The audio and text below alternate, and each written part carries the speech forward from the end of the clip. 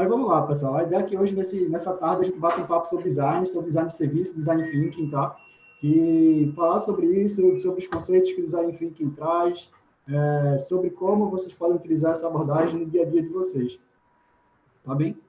E aí, para quem nunca ouviu falar sobre design thinking, pode ficar tranquilo, porque a ideia é que a gente, de fato, explique e mostre como aplicar isso na prática agora, como é que é esse olhar diferente para a resolução de problema, tá? A gente vai falar sobre criatividade, sobre inovação, acho que vai ser um papo bem legal. Qual é a ideia, tá? E aí, só para a gente iniciar, o que é Design Thinking? Design Thinking é um conjunto de métodos, eu costumo conceituar que Design Thinking é uma abordagem, tá? Então, você reúne tantos métodos como ferramentas e estratégias criativas para resolver problemas, tá? Aqui a gente está trazendo no contexto empresarial, mas o Design Thinking ele se aplica a várias coisas do nosso dia a dia, desde empresas a comportamentos pessoais, a problemas sociais. Então, você pode utilizar o design thinking como uma ferramenta para a solução de problemas empresariais, tá? O design thinking ele traz justamente um novo jeito de olhar, porque ele se baseia na forma como os designers eles observam os problemas, tá? Então, justamente com base nessa percepção, nas características de como o design observa o problema, a realidade, entende as pessoas, o design thinking foi criado com base nisso, tá? Então, envolve muito a mudança de mentalidade, que a gente uma mudança de mindset, e a gente perceber essa abordagem de uma forma diferente. E a gente começar a pensar nisso como uma estrutura mais voltada a pensar diferente sobre alguma questão. E como é que a gente faz isso, tá? Aqui eu trouxe uma frase que eu gosto particularmente, que é uma frase de Charles Burnett, que ele fala o seguinte: o design thinking é um pensamento crítico e criativo, que permite organizar as informações e ideias, tomar decisões, aprimorar situações e adquirir conhecimentos. Então, quando a gente pensa que o design thinking, ele principalmente parte de um pensamento crítico, de uma análise para o que está acontecendo, de como é que eu observo os problemas, as necessidades das pessoas, da sociedade, como é que eu consigo organizar todas essas informações, tá? E transformar em ideias e, com base nisso, tomar uma decisão que aprimore, de alguma forma, uma situação, ou seja, que melhore uma situação ou melhore, ou eu aprenda alguma coisa com isso, tá? Então, o Design Thinking ele tem uma abordagem bem ampla que a gente pode utilizar para muita coisa no nosso dia a dia. E ao longo da parte de hoje, vocês vão perceber como é que isso vai ser útil para essa jornada de empreendedorismo que vocês estão vivenciando. Um dos caras que é um dos percussores assim dessa abordagem, desse tipo de metodologia, é esse rapaz aqui, Tim Brown. Tim Brown ele foi um dos idealizadores, tá, dessa abordagem. Ele teve à frente de uma empresa bastante conhecida, de uma consultoria que trabalha com inovação, trabalha com design thinking. E Tim Brown ele define o design thinking da seguinte forma: ele diz que o design thinking é uma disciplina que usa a sensibilidade e os métodos do design para suprir as necessidades das pessoas com o que é tecnologicamente factível e recorre ao que é uma estratégia de negócios viáveis que pode converter em valor para o cliente e oportunidades de mercado. Então, eu destaquei aqui algumas partes que o primeiro ponto, a primeira abordagem do design thinking é a gente pensar aqui nas pessoas, tá? Design thinking é um método que ele se baseia nas pessoas. As pessoas são a base do que eu vou construir. Então, para vocês que estão participando do evento, o primeiro ponto que vocês têm que pensar é o público-alvo da solução de vocês. É com base neles que vocês vão construir qualquer outra iniciativa, tá bem? E aqui tem outros pontos que a gente vai discutir mais especificamente, que eu preciso entender as necessidades, eu preciso ver o que é tecnologicamente viável e também o que é dentro de um negócio, isso também é viável, tá? Mas como é que é esse mindset? Como é que é essa forma de pensar do design thinking, tá? O que a gente imagina é que esse modelo mental ele tem muito uma pegada de maker, tá? De fazer, de pôr a mão em prática, de colocar para testar, de uma cultura de experimentação. Então, uma das coisas que se fala muito é não me conte e me mostre. Por exemplo, eu acho que tais pessoas têm tal necessidade. Você consegue mostrar, você se aprofundou nisso, você consegue observar, você fez alguma pesquisa, entrevistou algumas pessoas. Então, a gente tem que acreditar no que é real mesmo, do que está em evidência ali. Outro ponto é que o design thinking se baseia muito numa cultura de experimentação. É algo que, para dentro do ambiente de negócio, está cada vez mais aceito, mais procurado, que é entender que não existe uma receita de bolo, não existe uma fórmula mágica para a gente identificar o que está acontecendo. O mundo está mudando com uma velocidade cada vez mais constante. Então, o que os negócios das empresas e também as pessoas precisam fazer é entender essa necessidade e experimentar soluções novas e verificar se essas soluções fazem sentido ou não, se elas são validadas ou não, tá? E aí, é justamente nessa percepção de olhar para o mundo que a gente pensa nas tendências. O que é que existe? E aí a gente está vivendo diversas tendências, seja de comportamento de consumo, seja de comportamento de trabalho, o home office está aí, compras, o e-commerce crescendo cada vez mais, e a parte de tecnologia surgindo com inteligência artificial, internet das coisas, 5G, realidade virtual, realidade aumentada. Então, tem muita tendência aí, e a percepção é que vocês observem isso para poder implantar na ideia de vocês. Isso é uma proposição que o Future Model Canvas, que vocês estão trabalhando hoje, está buscando incentivar vocês a pensarem dessa forma, tá? Principalmente as tendências do futuro, o que é que vocês estão percebendo nesse cenário todo, principalmente dentro da área de atuação de vocês. Como eu falei, o Design Thinking é uma coisa que se baseia em relação, concentra especificamente nos humanos. Eu tenho que pensar nas pessoas. Não, pô, Breno, mas eu estou fazendo um projeto que é para uma empresa, é para um hospital, é para uma outra instituição. Sim, mas você tem que pensar nas pessoas que estão dentro dessas instituições, tá? O que é que elas têm necessidade, o que é que elas têm de dor. Então, o foco é muito humano, o foco é muito nas pessoas, em estar perto delas. A colaboração é extremamente importante, e aí a colaboração de vocês aí enquanto equipes, com os professores de vocês, as professoras, a equipe também do Sebrae que está dando suporte. Muito provavelmente, a soma dessas competências, desses três atores, né, vocês, os professores, o Sebrae também, vai acabar produzindo algo muito melhor do que apenas uma dessas partes. Tá? E aí também, procure exercitar a clareza e entenda o processo. O Design Thinking ele traz com uma abordagem, então, uma abordagem processual, de sempre estar pensando assim, de sempre estar observando esse movimento ao longo do mundo, né? E aí, só para dar um conceito geral histórico para vocês de como é que surgiu tudo isso, o Design Thinking ele não tem uma data específica de quando ele nasceu, vamos dizer assim, ele não foi registrado de fato, mas quando ele nasceu, mas ali por torno de 1969 a 73, existiram alguns estudos de Herbert e Robert falando sobre a ciência do artificial e a experiência do pensamento visual, né?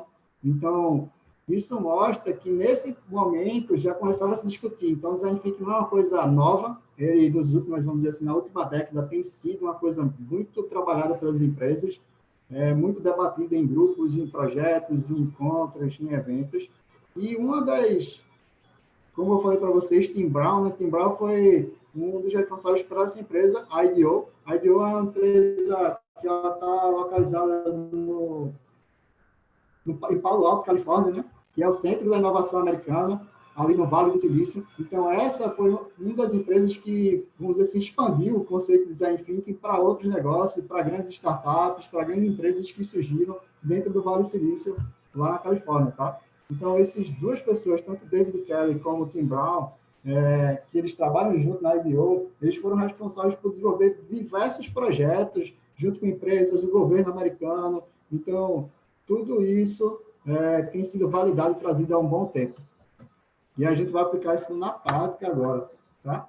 E aí vem um lance, vocês podem perguntar, pô, por que inovar é importante, tá? Inovar agora virou moda. Ontem, inclusive, eu estava ajudando, colaborando com a mentoria em alguns grupos, e uma participante comentou comigo que eu vejo isso muito legal, porque ter esse viés do empreendedorismo dentro da minha área é bastante interessante. Antigamente a gente não via isso, uma área de saúde, uma área de engenharia, uma área de jurídico, o pessoal pensando em inovar, e hoje a gente está vendo diferentes setores, diferentes segmentos, diferentes profissionais pensando em inovação, tá? E por que a inovação é uma palavra de ordem? A inovação é uma palavra de ordem porque ela é basicamente a ferramenta mais prática que um negócio ou uma pessoa tem para se adequar a novas realidades. Então, imaginando que o mundo está mudando constantemente e eu preciso sempre me adequar a essa nova realidade, seja em termos de plataforma, seja em termos de tecnologia, Por exemplo, a gente agora está vivendo um contexto totalmente diferente, ninguém nunca vivenciou antes, um isolamento social no nível que a gente está vivendo. Então, o que é que eu faço para me adequar nisso? O que é que eu faço para me adequar nisso e ter um resultado positivo? Então, é daí que surge a inovação, é por isso que a inovação está tão presente e está sendo cada vez mais estimulada para esse debate em relação tanto para negócios como para áreas, como para também profissionais, tá? O design thinking ele tem três pilares básicos, tá? O primeiro pilar dele é um pilar de empatia, e aí empatia enquanto sentimento de entender a pessoa que você está analisando, entender o público que você está analisando, é exercer a empatia de não somente se colocar no lugar da pessoa, mas também sentir como a outra pessoa se sente ocupando o espaço dela. Então, a gente pode conceituar a empatia como a capacidade de compreender o sentimento ou reação de outra pessoa, imaginando-se nas mesmas circunstâncias, tá? Isso é uma competência útil para o design thinking, mas útil também para a gente no dia a dia. Às vezes a gente encontra uma pessoa na rua e a gente não sabe qual é a vida dela, qual é a cruz que ela está carregando, qual é o sapato que ela está calçando, e a gente às vezes prejulga erradamente aquela pessoa e no final das contas a gente não tem de fato uma situação clara para poder ter esse julgamento, né?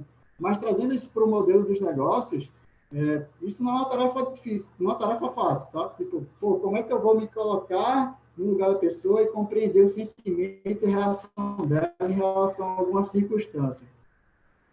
Esse é o papel do empreendedor. O empreendedor, se ele não tiver essa dor na pele, se ele não já souber como é ter essa dificuldade, ele vai ter que correr atrás e ele vai ter que se aprofundar, pesquisar, entrevistar para poder compreender isso de forma correta.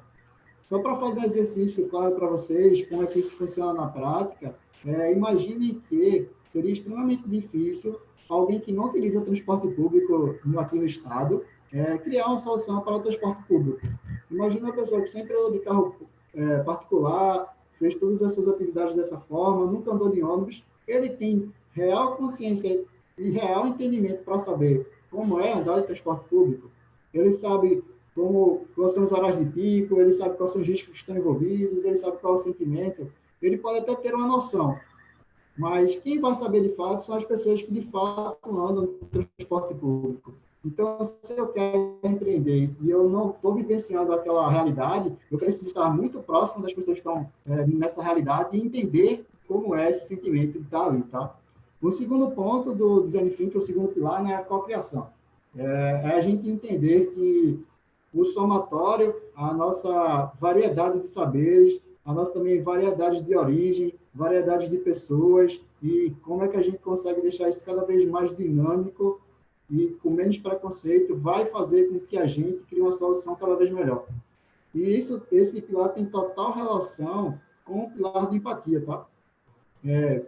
Às vezes, pelo fato de a gente não vivenciar aquela doença, ou aquela dor, aquela dificuldade, ter alguém com um pensamento divergente do meu me ajuda a ter uma visão mais ampla sobre aquela realidade. Então, a gente pode conceituar a colaboração como uma forma de agir coletiva para obter determinado resultado. Vocês, por exemplo, agora estão colaborando em grupo para obter um resultado. Ganhar o desafio, ter uma boa colocação, desenvolver uma boa ideia. Então, vocês provavelmente têm um resultado em comum aí. O terceiro ponto é a experimentação. Esse pilar, eu gosto muito dele porque ele traz consigo, né, uma percepção de que não existe uma receita certa. Não existe o que deu certo para mim vai dar certo para você, o que deu certo em Recife vai dar certo em Caruaru, o que deu certo nos Estados Unidos vai dar certo no Brasil. Isso não existe. A gente precisa experimentar e mensurar para ver se isso de fato vai ocorrer ou não, tá? Então, quando a gente fala de experimentação, a gente está falando de promover observações e experiências, e aí é legal que todos vocês estão engajados com a academia, né, com a universidade em si, que é utilizar os conhecimentos que vocês têm enquanto universitários, enquanto estudantes, alguns até já em fase mais avançada, de utilizar os métodos e metodologias de pesquisa científica para validar a hipótese. Que o design thinking também ajuda a gente nisso. Eu tenho uma hipótese e eu preciso validar ela através de experiências, tá? Em diversas circunstâncias aí. Um outro ponto que o design thinking ele leva em consideração ele traz muito aquela frase que a gente viu lá no início de Tim Brown, né? Tipo, quais são os pilares, o que é que o design thinking ele se baseia enquanto resolução de problema, tá?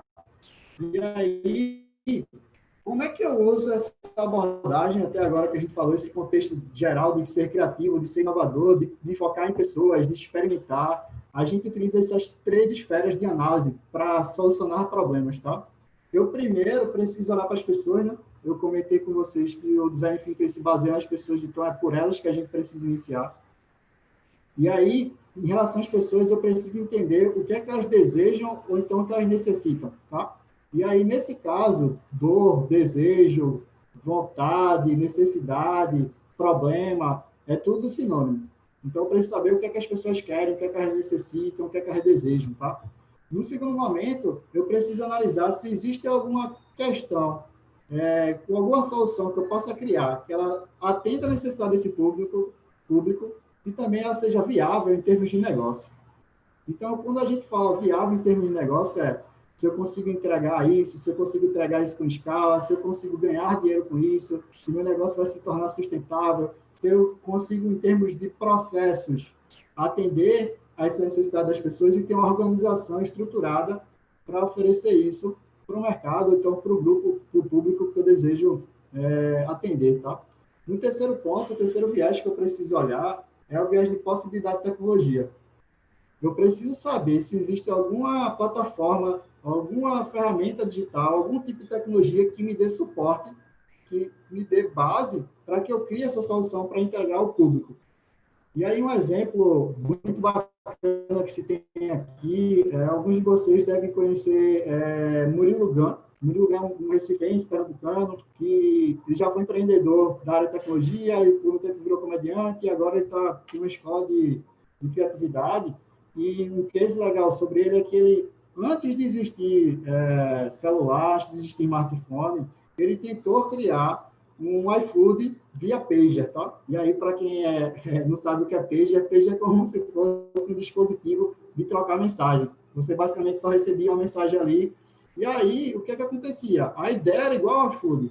Alguém ia lá, mandava uma mensagem por pager para o restaurante avaliava aquilo, ele indicava e depois a pessoa respondia. Só que a tecnologia do pager, na época, não era tão boa para fazer toda essa triangulação entre a empresa dele, o cliente que queria comprar, o restaurante que queria vender, e acabou que a ideia não deu certo.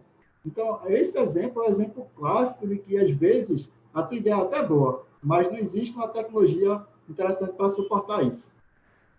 E aí, o que é que essas três coisas têm em comum, tá? Para a galera de exatas aí, vai curtir essa explicação, porque essa é uma explicação de conjuntos matemáticos, né? Então, quem lembra aí das aulas de matemática, aqui a gente tem os três conjuntos que a gente acabou de falar: o desejo das pessoas, a viabilidade em relação aos negócios e as possibilidades em relação à parte técnica e tecnológica. E para criar uma solução criativa e inovadora, eu tenho que justamente encontrar a interseção, que é esse ponto aí no meio, onde o ponto em comum entre essas três esferas, entre esses três grupos, tá? Então, uma solução muito boa, uma solução massa que vocês podem aplicar é uma solução que ela atende o desejo das pessoas, é uma solução que, em termos de negócio, ela é viável, e também uma solução que, em termos de técnica e tecnologia, vocês consigam viabilizar ela. Então, de forma prática, encontrar essa interseção é um objetivo que todo mundo tem enquanto empreendedorismo e que vocês também estão tendo enquanto participantes aqui da jornada. Logicamente, como eu já falei, isso também é um exercício que precisa ser desenvolvido, tá? E aí não precisam ficar preocupados ou com receio, com medo sobre isso, porque existem ferramentas, existe um método de como é que a gente consegue encontrar essas soluções criativas. E aí aqui agora eu vou começar a mostrar para vocês um pouco disso. Então, esse design thinking ele traz uma mudança no cenário econômico, e é isso que a gente está vivendo hoje. A gente está deixando de ter uma economia baseada em produto, uma economia baseada em posse, uma economia baseada em soluções. Pô, Breno, como assim? O que é que isso quer dizer? Hoje, nós, enquanto consumidores, enquanto clientes, nós estamos muito mais confortáveis em pagar para utilizar do que comprar alguma coisa. Por exemplo, eu prefiro pagar para escutar música no Spotify do que comprar um álbum, comprar as músicas diretamente do ator, do artista, do cantor, da banda ali. Assim como, por exemplo, existe uma mudança de pessoas que estão deixando de ter posse, seja até de carros ou imóveis, para ter coisas alugadas. A economia de compartilhamento que a gente está falando. Existe, inclusive, uma tendência muito grande de tudo se tornar um serviço. Inclusive, alguns produtos de maior valor agregado, por exemplo, até carros hoje em dia, próprias concessionárias estão mudando o modelo de financiamento para que você causar a impressão, passar a experiência de que você está pagando pela utilização do carro. Como é que funcionam esses financiamentos, tá? Você compra o carro, paga parcelas pequenas por ele, parcelas baixas, vamos dizer assim, mais baratas, e tem uma parcela muito alta no final do financiamento. E aí, quando você for chegar no final do financiamento, você tem a opção de liquidar aquela parcela, que é muito alta, ou dar entrada em um outro carro e continuar pagando as parcelas pequenas. Então, isso faz com que a gente decida ter o carro para estar pagando para utilizar o carro. Logicamente que isso pode ser visto em Netflix, Airbnb e várias outras startups que têm trazido esse modelo de solução. O que as pessoas querem hoje é a solução, e não ter um equipamento, não ter um produto em casa. Ela quer o benefício que aquele produto, aquele serviço pode gerar para ela. Isso aqui, pessoal, isso aqui é como se fosse um dos principais resumos de como a gente pode conceituar o design thinking, tá? Isso aqui a gente chama esse gráfico de duplo diamante, tá? Vocês podem perceber que ele tem um formato como se fosse dois diamantes encaixados, e ele está aí para representar que o design thinking se baseia em convergências e divergências. Eu preciso convergir para depois divergir.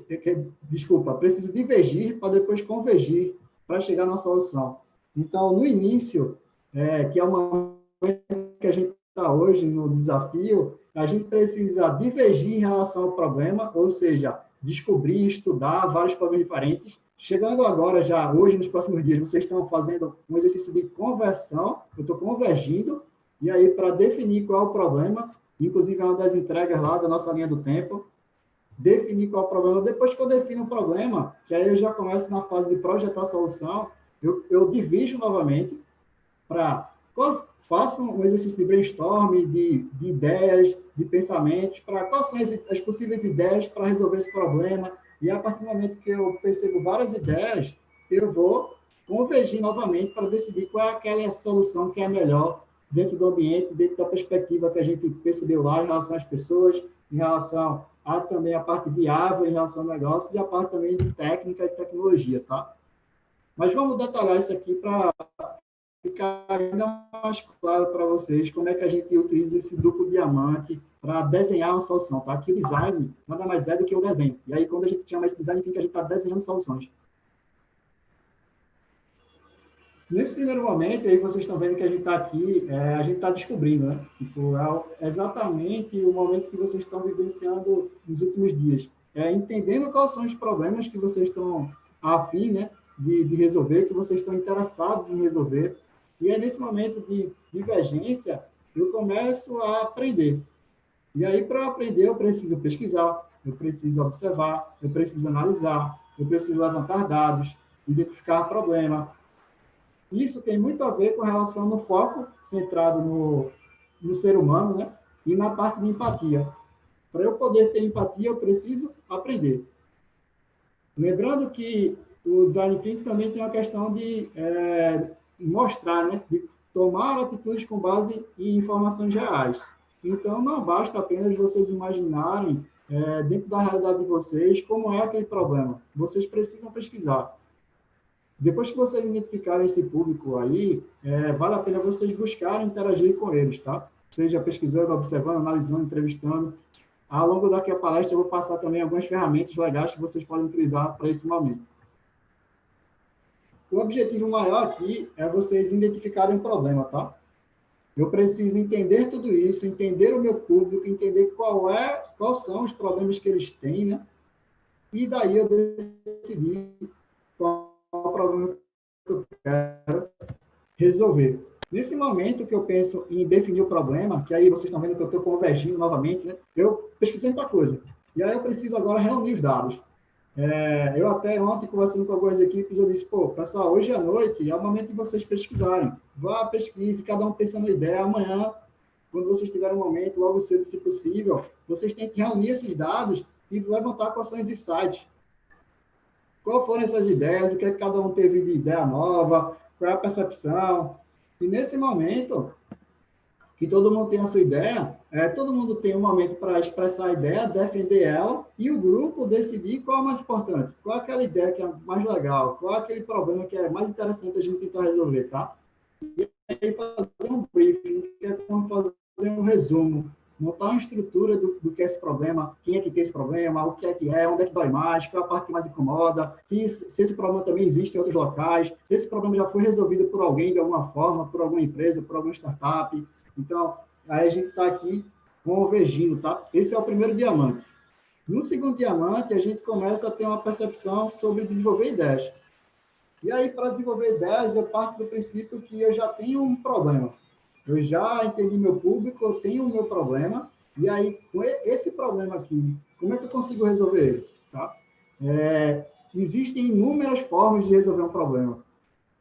A gente pegando um case interessante, vamos pegar a própria pandemia ela gerou e continua gerando diversas dificuldades, diversos problemas para diferentes pessoas em diferentes locais do mundo. Então, levantar aquela informação de quais são os possíveis problemas faz parte do primeiro diamante. No segundo diamante eu decidi, por exemplo, resolver a questão de saúde da pandemia. Existem diferentes soluções que você pode trazer isso, que é mapear possíveis epidemias que podem surgir, para você tratar as pessoas que já estão sofrendo com a epidemia, para você ajudar a mapear a localização das pessoas, desenvolver tratamento, desenvolver vacina, desenvolver remédio. Então, nesse momento, você está divergindo e aí você precisa fazer testes, né? Qual é a melhor ideia? Por que essa ideia é melhor? Como é que eu também consigo, dessa forma, pegar todas essas ideias e colocar de uma forma visual? Essa ideia aqui vai resolver, até em desenho mesmo, pode ser, ou vocês estruturando isso num documento, jogando no grupo, trazendo algum vídeo, alguma coisa que explique isso, porque isso vai ajudar a validar a entrega dessa solução, o que de fato essa solução vai ajudar, tá? O design thinking se baseia muito na questão visual. Então, por isso que a gente utiliza várias ferramentas, por isso que vocês estão construindo em cima de ferramentas para ajudar vocês a entenderem de forma visual como é que funciona a estrutura como um todo.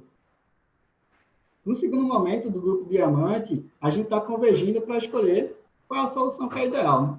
Poxa, essa solução é a melhor solução que tem, e aí eu preciso... Quem é que vai dizer se essa solução é melhor ou não? São os usuários. E quando eu falo dos usuários, são as pessoas que fazem parte do grupo, do público-alvo que você está criando uma solução para eles. Existe uma frase muito boa de Steve Blank, né? Steve Blank foi um dos precursores do modelo de startups. E Steve Blank diz que nenhum modelo de negócio sobrevive à primeira interação com os clientes. Ou seja, nenhum plano ele vai, de fato, ser validado ou não antes de falar com o cliente. Não tem nenhuma ideia que ela seja boa no papel antes de conversar com o cliente. É o cliente que vai me dizer se aquela ideia é boa ou não, se aquele preço que eu estou cobrando vale a pena ou não, se a minha solução gera uma experiência positiva ou negativa, se ele gostaria de comprar novamente ou adquirir essa solução. Então, isso, dentro do universo do empreendedorismo, não existe ideia boa que não foi validada. Todo mundo vai procurar, o investidor vai procurar isso, o teu sócio, a tua sócia vai procurar isso, é validar a informação, precisa saber se aquilo de fato faz sentido para as pessoas ou não. Uma das formas que a gente utiliza para fazer esse teste, fazer esse experimento, tá na prática, é construir um mínimo produto viável, que é o que a gente chama de MVP, né? O mínimo produto viável. Isso significa o seguinte, ao invés de eu construir algo enorme, gigantesco, para começar a testar, pensar no seguinte, qual é o menor produto, o produto mais simples e prático que eu poderia criar, ou então, qual é o serviço mais simples e prático que eu poderia criar para testar essa informação com o meu cliente, tá? Essa é a primeira proposta que a gente precisa ter. Por exemplo, eu vou citar aqui a vocês, eu estou agora pensando em montar uma pizzaria para fazer. Eu preciso comprar um imóvel, reformar um imóvel, montar uma pizzaria gigantesca para saber se as pessoas estão interessadas ou não em comprar pizza. Provavelmente exista uma forma muito mais simples e prática para eu saber conseguir validar esse interesse das pessoas. Então, a ideia de criar um MVP qual a forma mais reduzida, mais simples e prática que eu consigo criar para validar uma ideia, validar uma solução, tá?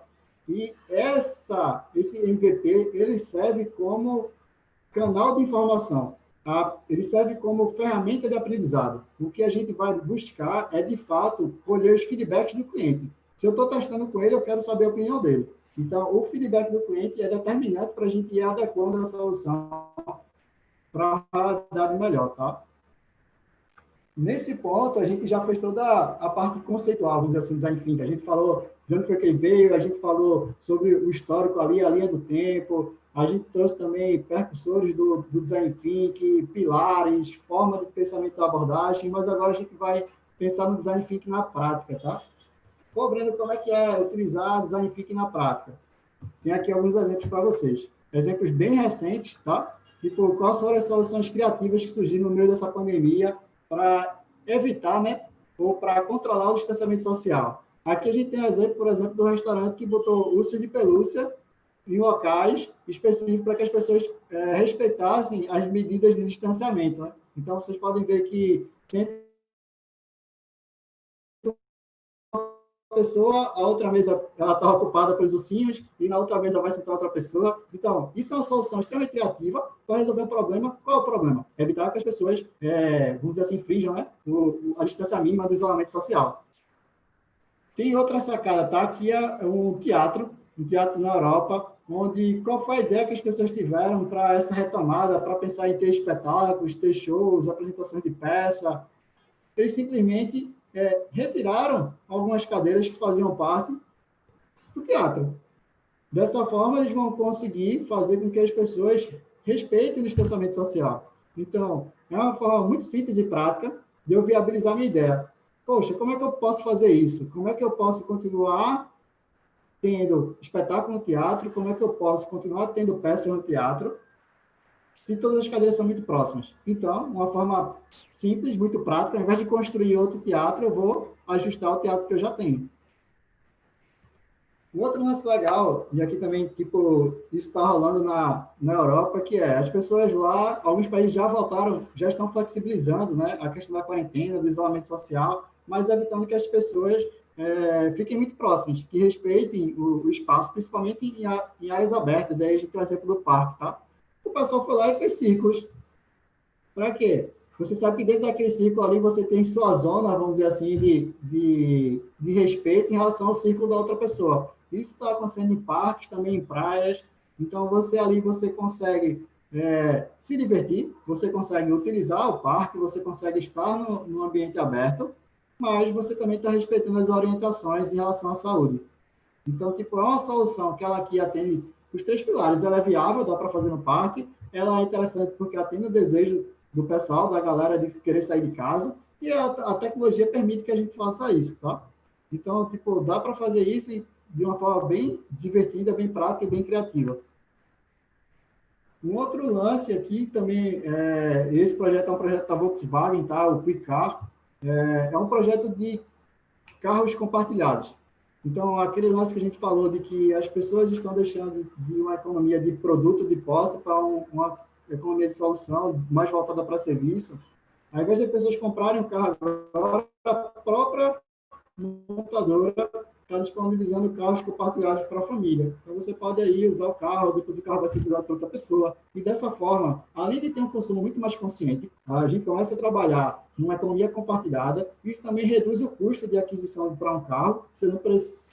Isso é muito comum, tá? Quantas pessoas vocês conhecem, por exemplo, que tem carro e usam o carro 2 vezes no dia, que é para ir para o trabalho e para voltar do trabalho para casa? Então, tipo, ao longo das 24 horas do dia, a pessoa usa o carro por 2 horas. E aí a pergunta é, pô, vale a pena eu ter um carro parado em casa, ou no estacionamento do meu trabalho, ou no meio da rua, para usar ele apenas 2 horas por dia? Então, tipo, essa solução é voltada para essa galera. Logicamente que tem a galera que precisa do carro para trabalhar, para subir a tudo. Isso já é um outro público. Por isso que pensar no público é fundamental na estratégia de design thinking, tá?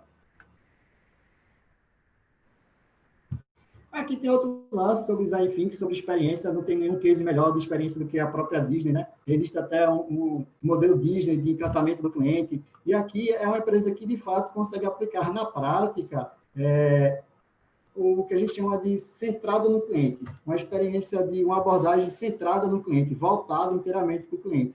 É realmente procurando o que é que o usuário quer, o que é que o consumidor quer, e transformar isso no propósito do negócio. Por muitos anos, esse discurso ele era muito falado, todo mundo falava, vocês escutavam, todo mundo dizia que o cliente é o rei, o cliente é que manda, a última palavra do cliente. Mas, na prática, nem sempre era assim. Isso era um discurso que, na prática, às vezes não ocorria. O cliente mandava se aquilo fosse bom para a empresa. Então, a empresa definia, e se aquilo que ela definiu atendesse o cliente, massa. Se o cliente quisesse outra coisa, estava fora.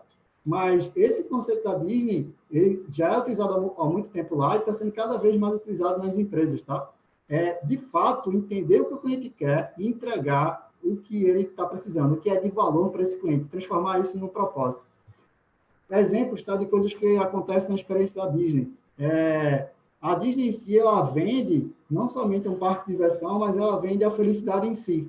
Então, dentro de uma experiência de quem está viajando para a Disney, quem teve a oportunidade, quem quiser ir, vai perceber que tudo que for contrário a isso, contrário à felicidade, a Disney vai tentar eliminar ou suavizar a experiência desse usuário. Um exemplo disso se você está lá, você pega um sorvete, o sorvete cai no chão, você vai ganhar outro. Se você comprou um brinquedo, por acaso você perdeu. Se você falar com alguém, você vai ganhar outro. Porque essa experiência de ter felicidade, ela é o principal objetivo da Disney. Um outro ponto sobre isso, não tão relacionado, mas faz total sentido, que hoje em dia, você pode fazer viagem para a Disney, saindo daqui com tudo pago. Você tem sua pulseira que vai dizer onde você vai dormir, o que é que você vai comer, quais são os brinquedos que você pode andar, quais são os parques. Para que a Disney fez isso? Para que a pessoa, quando está lá no parque, se divertindo, tinha que pensar em pôr dinheiro, contar dinheiro, gastar dinheiro, se vai dar, se não vai dar, era mais caro ou não. Então, simplesmente a Disney eliminou essa preocupação da vida das pessoas. Tu já sai daqui com tudo pago, tu só vai se divertir. A ideia é diversão. Um outro ponto daqui, é como o Airbnb, por exemplo, fez um experimento em relação ao design thinking. O Airbnb percebeu, logo quando ele estava surgindo, porque ele já tem aí mais de 10 anos, que eles não iam dar certo, tá? A ideia não estava indo bem, eles quase abriram falência. E aí eles perceberam que, na verdade, eles tiveram a ideia de uma hipótese, né?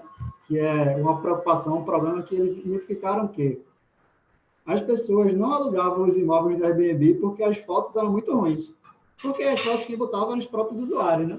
Então, se a foto era ruim, você que ia alugar não gostava daquilo, você acabava não alugando. E aí eles bolaram uma ideia de fazer um experimento de quê? Pegaram alguns imóveis e tiraram fotos profissionais. E perceberam que os imóveis com fotos profissionais alugavam muito mais fácil que os imóveis com fotos amadoras. Então, isso é um case bem legal, design thinking, para a gente comentar também. Um outro exemplo legal, exemplo Netflix. Acredito que todo mundo aqui usa Netflix, né? Todo mundo aqui é assinante ou tem a senha de alguém que usa Netflix, né? A vida é assim. Mas o que é que a Netflix faz e faz muito bem, tá? Porque todo mundo gosta muito da Netflix, a maioria das pessoas curtem essa empresa. Eles trabalham muito em personalização. Então, desde indicações de qual tipo de filme, qual tipo de série você tem a predisposição de gostar, porque eles sabem quais são os seus hábitos de consumo ali, eles conseguem saber qual foi a última série que você assistiu, se você avaliou positivamente, negativamente, além do ponto de que agora, como eles estão produzindo conteúdo, produzindo séries, produzindo vídeos, ele tem uma equipe interna de avaliação daquele material. Se aquela série está boa, se aquela série não está boa, como é que isso está, se isso vai ser aceito pelo público do Netflix ou não. Então, toda essa percepção de personalização, que a personalização é uma tendência de consumo, cada vez mais nós, enquanto consumidores e usuários, estamos querendo soluções personalizadas. E aí a gente entra aqui na prática de quais são as etapas, tá? Etapas e fases, bem na prática mesmo. Vocês podem encontrar, inclusive, esses conceitos distribuídos de diferentes formas, mas dessa estrutura aqui é a estrutura mais conhecida e mais utilizada, tá? É a divisão do Design Thinking em 5 etapas. A primeira etapa é a etapa de imersão, é a etapa que vocês estão agora. É a etapa de imergir, de mergulhar e capturar o maior nível de informações sobre o contexto daquele problema, sobre as pessoas, sobre o contexto, sobre a necessidade. No segundo momento, que a gente já está começando a migrar para ele, iniciando aí, fazendo essa transição, a gente começa a analisar as informações. A gente já está, o Future Model Canvas pede para que vocês já vão reunindo as tendências, então já é uma forma de sintetizar o que é que vocês estão aprendendo, tá?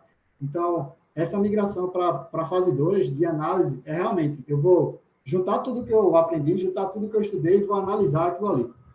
A fase 3 é a fase de ideação, né? Onde eu vou ter ideias, bolar soluções criativas, eu vou botar, aflorar a minha imaginação aí para criar uma parada nova. Enquanto na fase 4 eu vou estar prototipando, tá? Se alguém nunca escutou essa palavra de prototipar, o protótipo, ele basicamente é a primeira versão de alguma coisa. Então, por exemplo, quando um arquiteto ele está pensando em fazer uma reforma no ambiente, ele faz uma planta baixa, uma planta daquela casa, daquele imóvel, ele está fazendo um protótipo. É a primeira versão para a pessoa ter uma ideia de como ficaria. Então, tipo, por exemplo, uma série que vocês podem assistir, às vezes o primeiro episódio da série é conhecido como piloto. E é justamente o piloto porque aquele é o protótipo ali, um primeiro MVP, né, de como é que seria aquela série. Isso também pode ser utilizado para produtos. Eu construí um produto, seja manualmente, com alguns materiais ou com impressora 3D, eu criar algo que consiga passar para o meu usuário uma primeira versão da ideia que eu estou tendo, tá? Na fase 5 é a fase que eu valido e implemento. Eu criei um protótipo porque eu tinha uma ideia, eu quero saber se a pessoa vai gostar ou não daquela série. Então, quando eu jogo aquele protótipo para a galera assistir, eu preciso validar se aquilo foi legal ou não, se a galera curtiu ou não. Então, escutar o cliente, receber feedbacks e, a partir desses feedbacks, e melhorar e implementar essa ideia, dar continuidade a ela, ou então pivotar, né, como a gente chama de mudar de estratégia. Aqui, ó, aqui é a parte boa, está reunindo etapas de design thinking, tá? Imersão, análise, ideação, com o duplo diamante que a gente conversou, e para cada uma dessas etapas, algumas ferramentas que vocês podem utilizar, tá? Existem, então, ferramentas práticas para cada etapa. Por exemplo, na fase de imersão, eu estou fazendo pesquisa bibliográfica, secundária, eu estou pesquisando na internet, eu estou observando como é que a galera se comporta, eu estou entrevistando as pessoas, eu estou indo, logicamente que agora não é o momento, mas indo em loco para ver como é que aquilo funciona na prática. Então, é a forma de absorver, tá? Eu posso tanto fazer pesquisas, referências, que a gente pesquisa desk, né? Que é em casa, pesquisando, lendo, internet, como pesquisas de observação, pesquisas de avaliação, de entrevista, tudo isso para reunir informações. Para o segundo momento, definição de problema, a gente tem desenho de serviço, mapas de stakeholders, design blueprint, cartões de insight, desenhar a persona, mapa de empatia, jornada do usuário. São ferramentas que a gente vai conversar aqui ainda hoje, tá? No terceiro ponto, o ponto de ideação, quais são as ferramentas que eu posso utilizar para gerar mais ideias, ter um insight, fazer um brainstorming, tá? Pode fazer um workshop, um momento onde vocês se reúnam para bolar uma ideia. Pode também fazer um workshop sobre técnicas de criatividade, não somente com brainstorming, mas técnicas de criatividade. Uma técnica simples e bem legal que você pode fazer é pensar em si. E se tal coisa fosse tal jeito? Esse si, ele nos dá o que eu digo que é uma liberdade poética.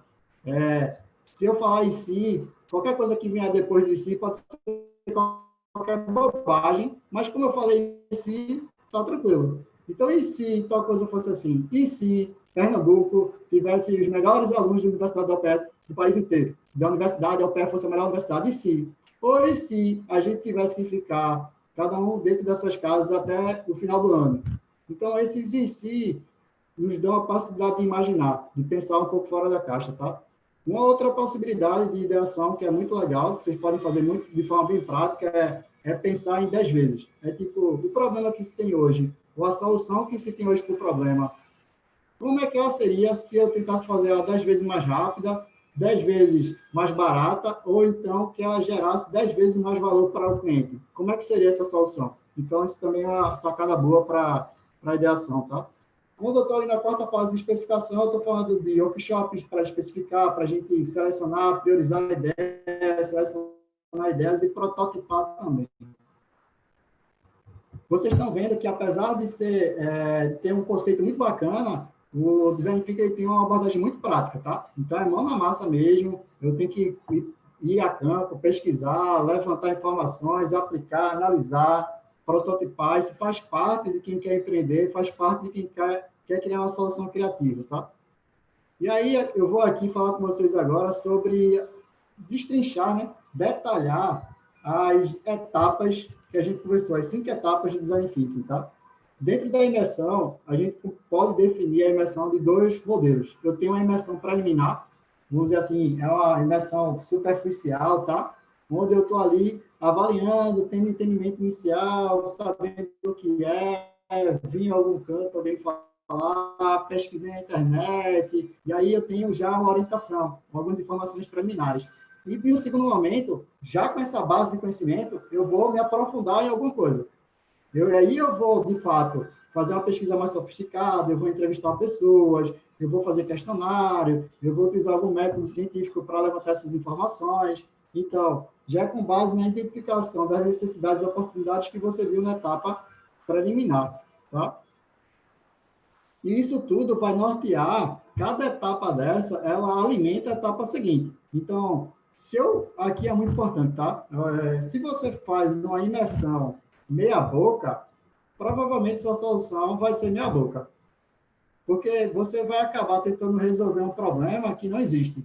E aí, isso aqui eu já adianto, tá? Esse é o maior desafio que vocês têm, o maior risco que o empreendedor corre é criar uma solução que ninguém está interessado.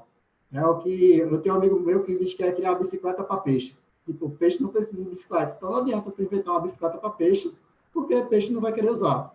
Então, foquem aqui, tá? Esse momento de agora, esse momento atual que vocês estão aí trabalhando, é principal para vocês no futuro conseguirem construir uma solução bacana.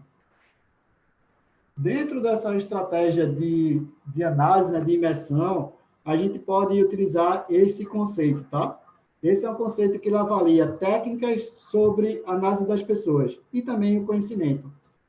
Quanto mais superficial, eu estou, por exemplo, aqui ouvindo o que as pessoas dizem, eu estou fazendo entrevistas, eu estou vendo o que está explícito, o que, por exemplo, é óbvio, mas quando eu vou me aprofundando, eu não quero só saber o que as pessoas dizem, porque as pessoas podem me enrolar, as pessoas podem mentir, as pessoas podem dizer que fazem e não fazem, então eu vou querer saber, de fato, como é que elas usam, como é que é no dia a dia. Eu vou observar. Então, ao invés dela só me dizer, eu vou olhar para ver se, de fato, ela faz aquilo mesmo, se é assim que ela se comporta ou não. Então, já lá no conhecimento, eu posso utilizar um conhecimento mais observável, mais tácito sobre a situação.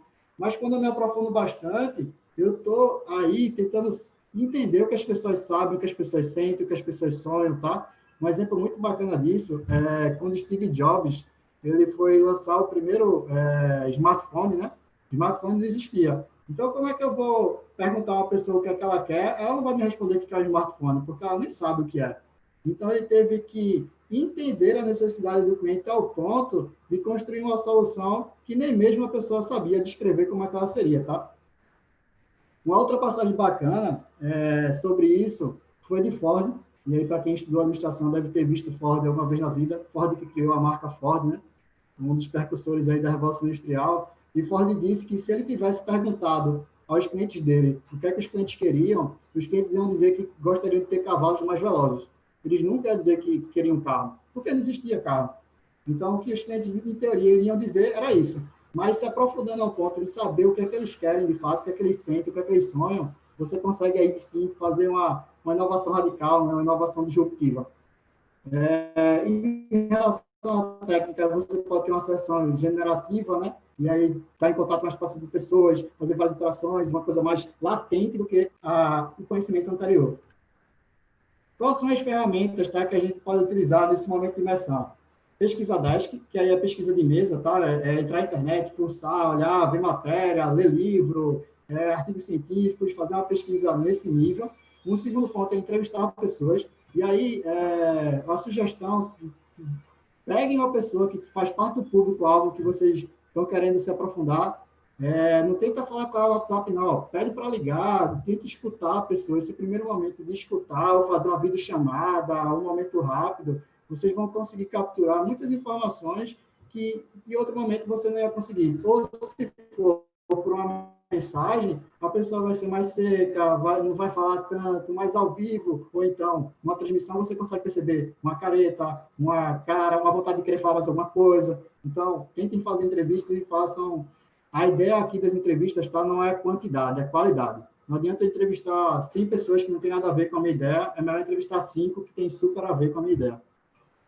Uma outra ideia é um caderno, uma sombra, né? Sombra já diz, é tipo, eu fico como se fosse observando a pessoa, vendo o que é que ela reage, como é que ela faz, como é que ela atua, tá?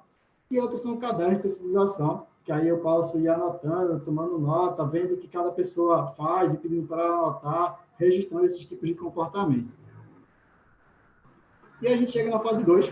A fase 2 ela tem uma relação muito boa sobre análise e síntese, né? Então, depois que eu imergi, depois que eu mergulhei, eu preciso reunir tudo isso. Então, como é que eu reúno essa questão toda, todas essas informações, tá? Além de reunir, eu preciso organizar. Eu não posso botar ela de qualquer jeito. Eu preciso transformar essa pesquisa que vocês fizeram em algo útil de ser utilizado.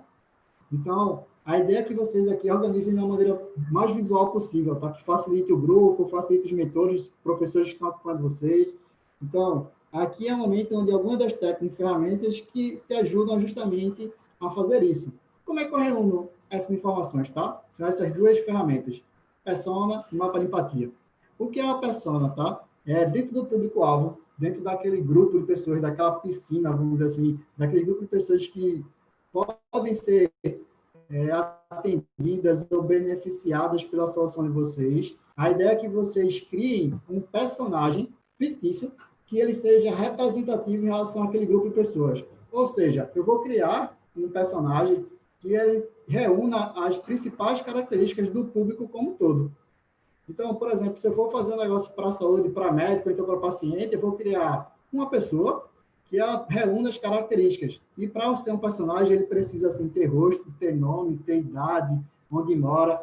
Cobrando, mas para que essas informações que pode variar muito o rosto, a idade, mas para você ter um norte, você criar empatia de saber como é a vida daquela pessoa, como é que é a vida de João, como é que é a vida de Maria, quantos anos ela tem, onde é que ela trabalha, principalmente também saber qual é a história dela, o contexto dela, ela é casada, ela trabalha muito, ela é estudante, o que é que ela faz, ela gosta de se divertir, qual é o contexto que ela tem, tá? Ela já trabalha na grande empresa, isso é como uma pequena história, uma sinopse aí de quem é essa pessoa. Um segundo ponto que você precisa analisar é a relação sobre as motivações. E aí, o que é que leva a pessoa a procurar essa tua solução, a possível solução? Por que ela precisa disso? O que é que motiva ela a buscar isso? Por que ela vai atrás disso? Porque ela gostaria de ter não só a tua solução, mas também porque ela busca resolver esse problema, tá? E uma coisa que pode colaborar no final é como é que a tua solução vai ajudar ela. Então, você já começa aí a fazer um link entre a sua pesquisa, consolidando isso numa ferramenta de persona, mas também pensando já na ideia. Um outro ponto importante é você pensar sobre o que você nunca deve fazer. E aí, o que é que você deve evitar com essa pessoa? Em termos de relacionamento, em termos de atitude, ou que vai deixar ela entristecida.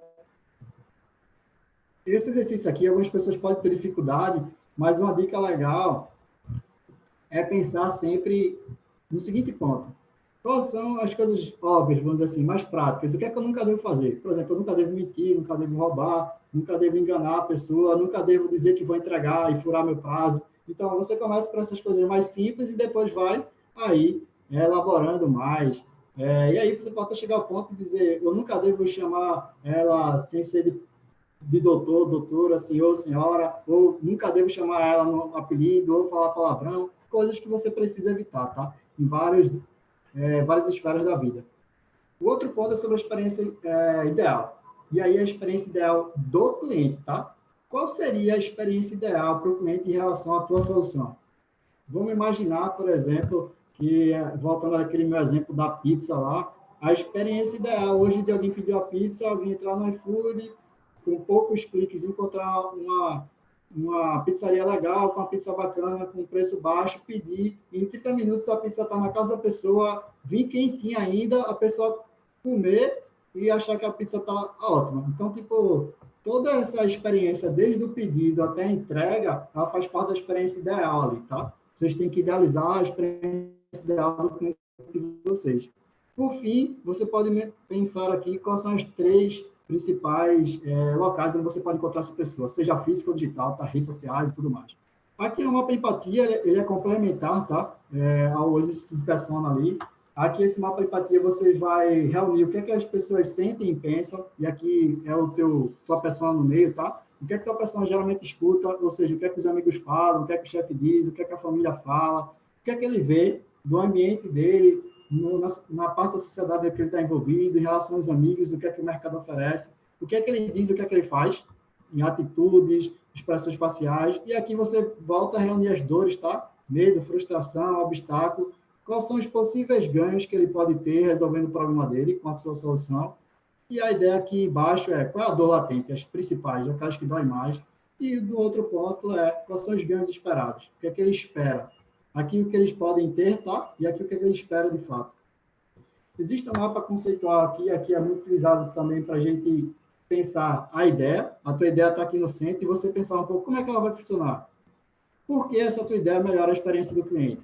Ela melhora como? De que forma? Quem irá usar isso e quando? Para que tipo de pessoa é? Quando é que ela vai usar isso? E como é que ela pode ser colocada em prática, tá? Então, vocês acabaram de ver três ferramentas práticas que vocês podem utilizar agora para ajudar a modelar, a fazer o design da ideia de vocês, para entender o cliente e também para começar a pensar numa possível ideia. A gente entra aqui numa fase muito boa, que é a ideação. Pô, e aí, até meio frustrante, porque a gente chega nos eventos já cheio de ideia, pipocando, etc., e alguém chega lá e diz, olha, pensa no problema primeiro. Isso faz total sentido, tá? As ideias são legais, são muito massas, mas eu preciso primeiro pensar no problema, eu preciso pensar nas pessoas que têm os problemas. Então, quando a gente está falando em empreendedorismo, em inovação, em design thinking, a fase de ideação é justamente a fase onde eu vou colocar as ideias para fora, tentar ser criativo, tentar pensar fora da caixa e usar a criatividade e a imaginação para isso.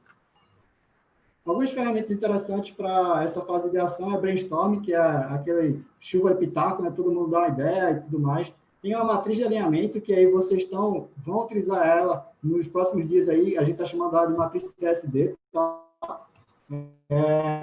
Tem workshops de cocriação, para que pessoas se reúnam e trabalhem em colaboração. Tem mural de possibilidades, isso são uma outra ferramenta que a gente pode utilizar, e também matriz de seleção de ideias, tá?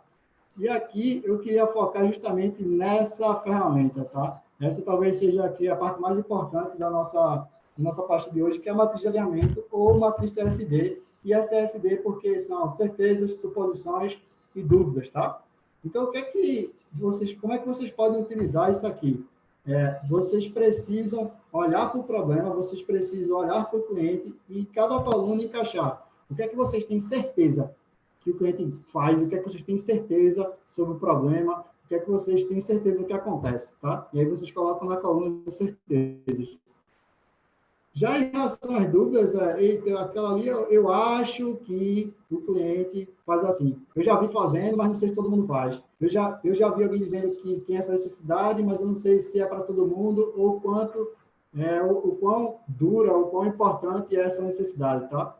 Então, quando a gente está pensando nesse aspecto de dúvidas, são dúvidas gerais. E aqui, vocês não precisam economizar, não. Quanto mais dúvidas vocês tiverem, essas dúvidas podem ter surgido no momento lá de imersão, tá? Onde vocês estão pesquisando.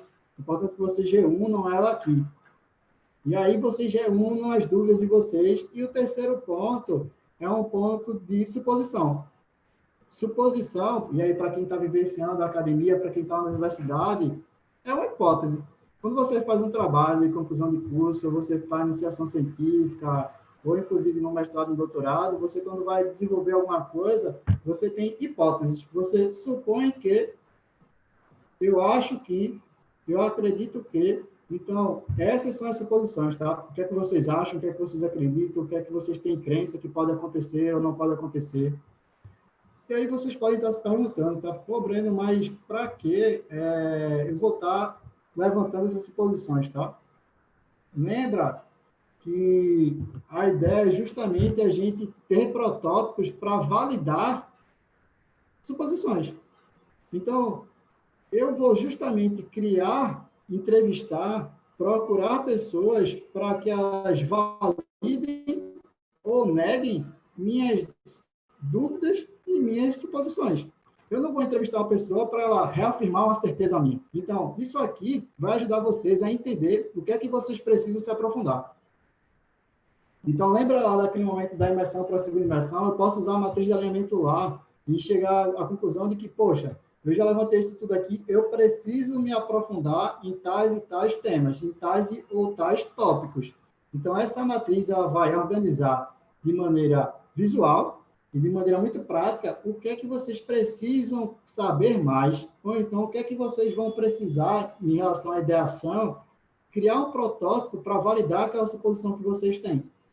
Então, quando a gente está falando em relação à parte justamente que vocês estão agora, após entregar o Future Model Canvas, vocês vão trabalhar aqui a matriz, tá? Então, tipo, seria muito importante que vocês comecem a reunir essas informações para aprofundar o estudo de vocês, para que vocês possam, de alguma forma, já reunir isso e estruturar um segundo ciclo, vamos dizer assim, do estudo de vocês, um segundo momento da aprendizagem, tá?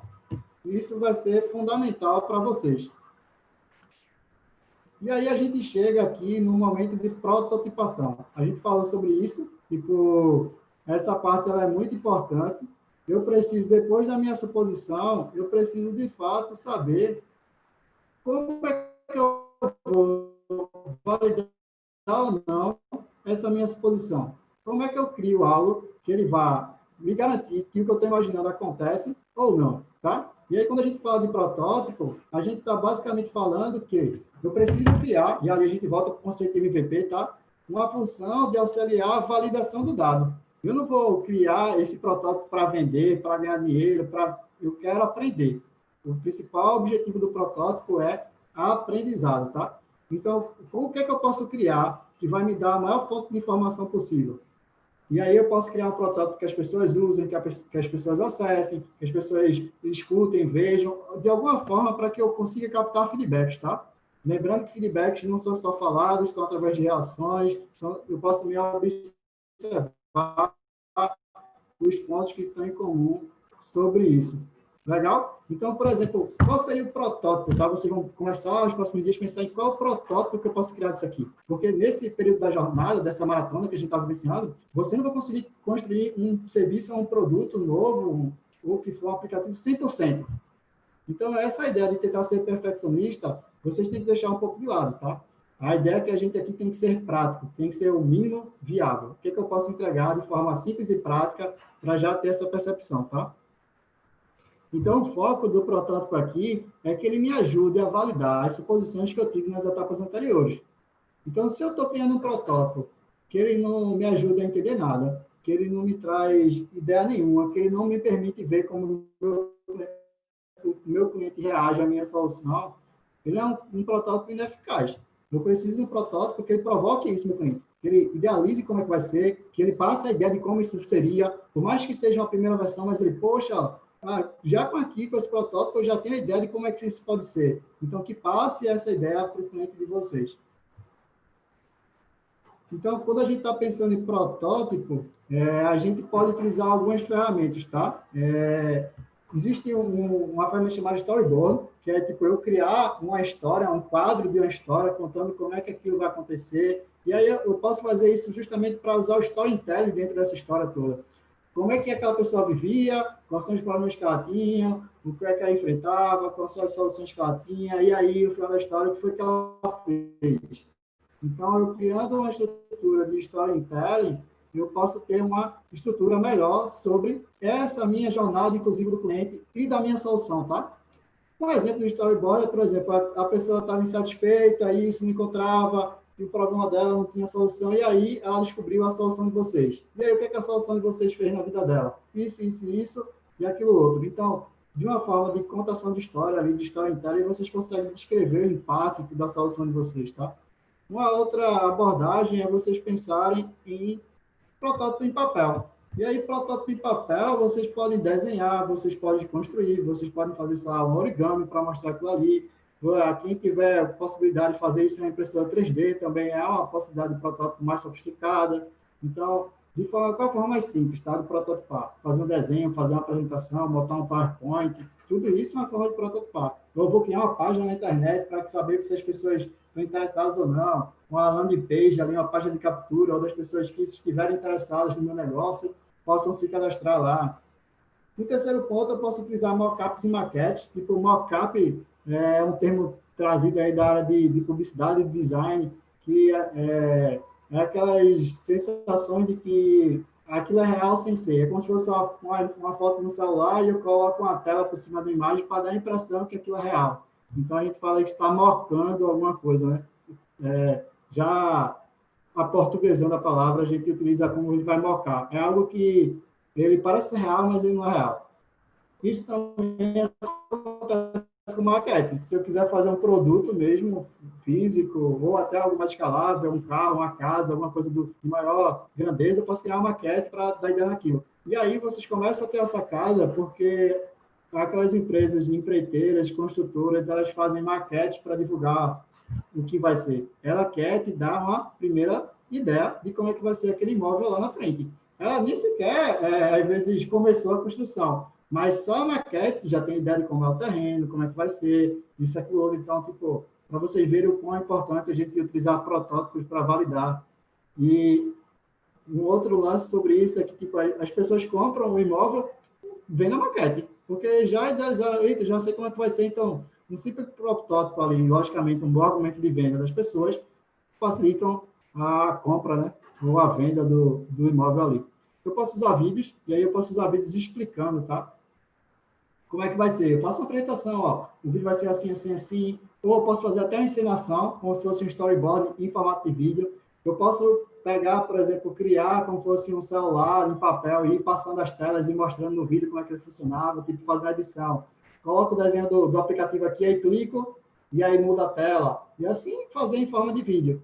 Então, a ideia é que aqui na parte dessa ideação, que vocês também sejam criativos na hora de desenvolver o protótipo de vocês, tá? Na hora que vocês vão, de fato, colocar, como disse uma colega minha recentemente, o bloco na rua. Vai ser o protótipo que vai dar a primeira versão da ideia de vocês para os clientes, né? Onde vai ser a primeira interação ali. Existe, para fechar, né, a quinta etapa dessa história toda, a etapa de validação. E aí essa validação talvez seja a última nesse sentido, mas ela é fundamental dentro do processo. Não adianta eu simplesmente criar um protótipo, colocar ele para ser testado, levar ele para os usuários, incentivar a utilização, se eu não estou buscando ter uma aprendizagem validada, tá? E aí, por que eu estou colocando isso como aprendizagem validada?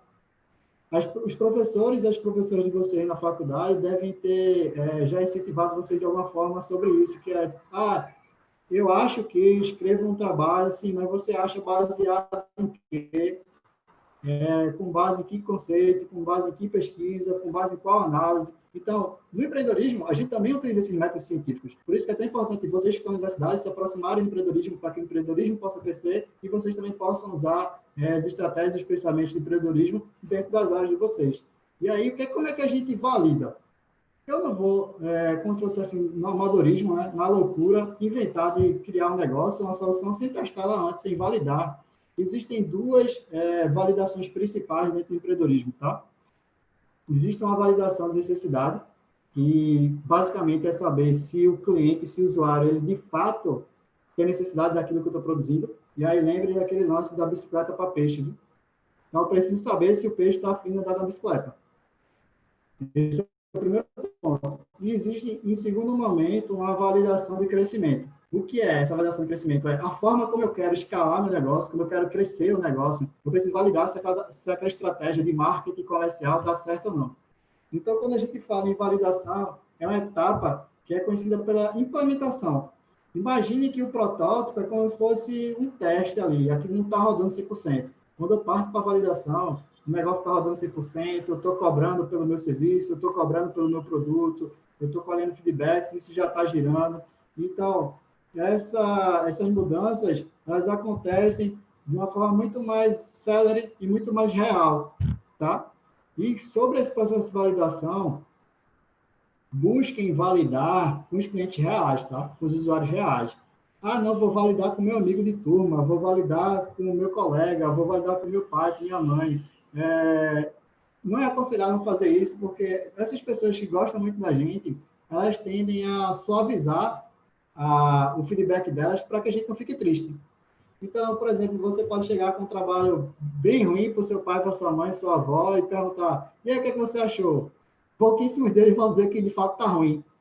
Então, testar isso com o cliente, e se você for entregar algo ruim para o cliente, e aí quem já está estagiando, quem já está trabalhando, sabe, o cliente vai dizer que está ruim. Por quê? Porque ele está pagando por isso.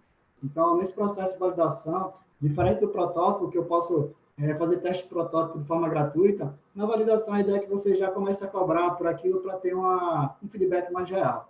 Tá? Então, isso ajuda, essa validação, ela é importante durante todo o processo, tá? Tipo, não existe uma coisa assim, sei lá, uma Coca-Cola. Tipo, eu validei uma vez, ela vai ser boa para o resto da vida. Não existe isso, nem a própria Coca-Cola é assim.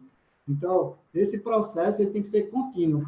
Continuamente, eu preciso estar interagindo com o meu usuário, interagindo com o meu cliente, aprendendo com ele e validando meus novos protótipos, validando minhas novas soluções. É assim que eu vou conseguir estar cada vez mais aderente à necessidade do meu cliente e poder me adaptar melhor, de forma mais ágil, às mudanças do mercado, às mudanças do contexto, às melhorias do que estão rolando por aí, tá? E aqui tem um lance muito bacana que é o processo. Eu estava justamente falando sobre como isso ocorre, tá? E por isso eu quis trazer isso para vocês de forma visual. Eu estou aqui, ó, na fase de imersão, a gente hoje está aqui, nessa fase 1 aí, na parte vermelha. A gente está aprendendo. O processo de imersão, depois que eu analiso e sintetizo ele, ele vai ser fundamento, ele vai ser a base para a minha ideação. A minha ideia vai surgir com base na análise que eu fizer. Depois que eu idealizo, depois que eu bolo, né, a minha ideia, eu vou prototipar ela. Depois que eu prototipo ela, eu volto lá para o começo de novo, que eu começo a imergir sobre o resultado, sobre o que rolou, sobre o que o cliente falou, sobre os dados, se eu fiz uma pesquisa, se eu tenho coisas numéricas, quantitativas ou qualitativas para analisar. Então, quando eu levanto toda essa informação, eu vou analisar essa informação de novo, eu vou idealizar como eu posso melhorar aquele protótipo, e aí eu crio uma segunda versão do protótipo. Então, basicamente, isso aqui é um ciclo contínuo. Por sendo contínuo, ele não tende a acabar. Nenhum negócio, nenhuma empresa é aconselhável que ela pare no tempo em relação a isso aqui, tá? Já existiram empresas gigantes, empresas que eram líderes dos segmentos que atuavam, e por parar ou deixar de implantar essa cultura, chegaram a falir, tá? Provavelmente vocês não tenham acompanhado, mas na década de 80 existia aí uma empresa chamada Kodak. Qualquer filme da década de 80 tem a Kodak. E a Kodak era a maior empresa, a que detinha mais patentes em termos de fotografia. E foi a empresa, por exemplo, que desenvolveu a máquina digital. E por não querer dar continuidade nessa tecnologia, acabou que outros concorrentes passaram a utilizar e a Kodak chegou a falir dentro do segmento que ela trabalhava e hoje trabalha com outra coisa. Então, imaginem só, a maior empresa, ela tinha aproximadamente 96% de todas as patentes que eram desenvolvidas na década de 80. E mesmo sendo gigante esse ponto, ela quebrou. Outra foi a empresa, as locadoras, vamos dizer assim, o segmento todo locavídeo, etc. e tal, que com a chegada da Netflix acabou sumindo do segmento. Você encontra hoje pouquíssimas locadoras, ou quase nenhuma delas, mais para pessoas que querem manter a cultura, de alugar filme, mas são bem poucas empresas desse segmento. E a gente pode observar que nenhum negócio, nenhum tipo de empresa, ele está hoje seguro ao ponto de dizer que não vai ter mudanças, que não vai ter concorrente, até mesmo segmentos muito tradicionais, por exemplo, os bancos aqui no Brasil, que eram um oligopólio formado por poucas empresas que dominam o mercado quase que inteiro, hoje em dia estão sendo ameaçadas pelas startups, as fintechs, né? Então, o que é que as fintechs fazem? O que é que as startups fazem bem? Esse processo aqui. É isso que elas fazem no dia a dia, tá? É isso que são observados na prática, quando a gente observa, quando a gente está próximo das startups, a forma como elas trabalham. Se a gente for analisar, então, um processo de design thinking, né? E o processo ele seguiria mais ou menos essa linha que está aí para vocês, que é essa linha branca, né? Eu vou entender, eu vou exercitar minha empatia sobre o processo, eu vou também pensar, definir qual é o problema, eu vou idealizar a minha solução, depois que eu idealizo minha solução, eu vou prototipar, depois que eu prototipo, eu testo, e esse teste, vou avaliar se a pessoa gostou, se não gostou, se meu produto, meu serviço foi aceito ou não, mas existe ali uma palavra no final que é iteração, tá? É iteração e não é interação. O que é iterar? É o mudar de estratégia. A gente também utiliza, a mais comum, principalmente aqui, é a palavra chamada pivotar. Tipo, você vai escutar as startups, os empreendedores, empreendedoras, falando que eu pivotei a minha ideia, que depois de entender o que eu queria, depois de conhecer muito bem meu público através de empatia, depois de definir o problema, eu idealizei uma solução, prototipei, testei ela, mas vi que ela não deu certo. E aí, quando eu vi que ela não deu certo, eu vou mudar o sentido. Então, é o pivô de fato, tá? Para quem gosta de esportes, é o pivô do futebol, o pivô do basquete. Para quem é da área de engenharia, a área da arquitetura, pivô de porta, por exemplo, a porta faz justamente a porta que tem pivô abre para os dois lados, né, em teoria. Então, a pivotagem em relação ao negócio eu estava indo num caminho, vi que ele não deu certo e vou para outro. Eu mudo minha estratégia, tá? Eu posso mudar o meu produto, eu posso mudar o meu público, eu posso mudar a forma que eu entrego, a minha abordagem de marketing, é uma mudança de estratégia, tá? Agora, uma coisa que é excelente frisar para vocês, não pense que o pensamento do design thinking é algo linear, assim, não. Faço isso, depois faço aquilo e vou subindo. Não é assim. Não é assim que as coisas acontecem na prática, tá? O pensamento do design thinking ele se assemelha mais a esse rabisco que está aqui embaixo. É um emaranhado de coisas, eu vou, converso com o cliente, volto, estudo mais um pouquinho, e aí eu tenho uma ideia, testo minha ideia, volto lá até o momento que eu consigo encontrar algo que seja adequado para o meu cliente, que tenha fit com o meu público, e aí esse emaranhado ele passa a ser mais contínuo, vamos dizer assim, menos bagunçado. Mas esse momento é o momento de aprendizado. É testar, voltar, aprender, estudar, conversar, entrevistar. Então, esse processo é natural. Entendo isso como um processo natural de aprendizagem em relação ao empreendedorismo, tá? Eu preciso estar sempre envolvido com esse tipo de questão. E o outro ponto, que é justamente sobre o que a gente estava falando de não ser linear, eu posso pensar que ele pode ser circular. Ou emaranhado ou circular, que é eu ter empatia. Empatia está relacionada à fase de imersão, beleza? Eu também estou pensando na definição. A definição ali eu estou analisando. Lembra que eu estou convergindo na parte de análise. Depois eu vou idealizar. E aí eu abro novamente, abro o leque novamente, abro o diamante, né? Prototipo, quando eu estou prototipando, eu já estou escolhendo qual é a solução que eu quero testar. E aí eu testo ela, e aí o teste, novamente, vocês estudam em métodos científicos quase que diariamente para como testar, estudar, observar coisas. Coloquem isso na prática, desenvolvendo soluções de negócios também, tá? E quando eu testo, eu tenho duas opções, na verdade são três opções, né? Ou dá muito certo, e aí, tipo, basicamente isso acontece em pouquíssimos casos, você dá certo de primeira, mas pode acontecer, né? O segundo momento é entender o que é que deu de errado, com base na minha mensuração, eu medi, eu avaliei, vi o que estava de errado, eu vou pivotar para ajustar o meu protótipo, e uma terceira solução é eu liquidar aquilo ali, tipo, pô, realmente acabei criando um negócio que ninguém quis, e eu preciso descontinuar essa solução. Então, dentro de uma análise, eu posso, nessa fase final, ter três opções, tá? Então, pensem que o projeto que vocês estão desenvolvendo aqui agora, ele não precisa ser 100%. Tirem essa ideia da cabeça. Ele precisa ser funcional, precisa ser o mínimo viável. E ao longo do tempo, depois que vocês quiserem continuar e aí buscando incubadoras, apoio, o Sebrae também pode ajudar vocês nisso, até a própria universidade, vocês darem continuidade para melhorar cada vez mais. E aí esse é o que a gente chama de ciclo de aprendizagem, tá? Toda vez que você roda um ciclo desse, você aprende mais. O sucesso hoje das pessoas, das empresas, está relacionado àquela pessoa que consegue, de certa forma, aprender de uma forma mais veloz. Então, as startups, elas têm, às vezes, diferenciais em relação às empresas maiores, porque elas têm uma facilidade mais rápida de aprender e se direcionar. Um exemplo, tá? Imagina que uma startup para os negócios é como se fosse um jet ski e uma empresa muito grande ela é um transatlântico. Um jet ski é muito mais fácil você manobrar, você fazer uma curva aí, queria ir para ali, desistir e vou voltar. No transatlântico, não. Daqui que ele faça o retorno. Então, esse ciclo de aprendizagem, de adaptação, de flexibilidade, é o que hoje diferencia e que tantas pequenas empresas, tantas startups, como as grandes empresas estão tentando se tornar cada vez mais adaptáveis, tá? Esse é a grande sacada.